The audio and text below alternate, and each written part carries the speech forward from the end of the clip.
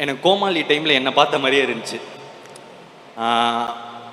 அந்த அந்த அவரோட எஃபர்ட், அவரோட பர்சியவரன்ஸ், அவரோட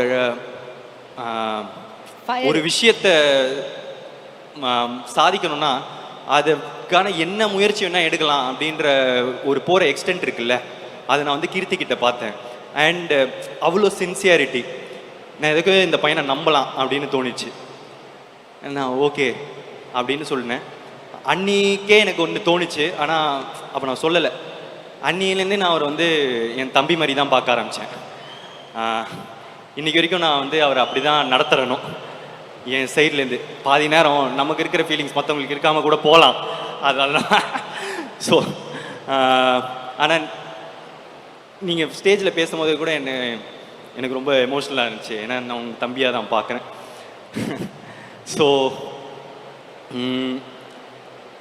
என்னென்னா ஷூட்டிங் ஆரம்பித்த உடனே என்னோடய நம்பிக்கை வந்து தப்பில்லை அப்படின்னு தோணுச்சு. Extraordinary sense, collaborative dialogue sense வந்து நான் கூட அவர்கிட்ட கேட்டேன். நான் டைரக்ட் பண்ணும்போது எனக்கு டைலாக்ஸ்லாம் எழுதி தரீங்களா, என்ன ஸ்வீட்டாக ஓகேன்னெலாம் சொன்னார். ஸோ அந்த லெவலுக்கு டேலண்டடான ஒரு பர்சன். நான் வந்து கொஞ்சம் ப்ரௌடாகவே சொல்லிக்க போகிறேன், நான் வந்து ஒரு பெரிய டைரக்டர் தமிழ் சினிமாவுக்கு வர போகிறாங்க. யா,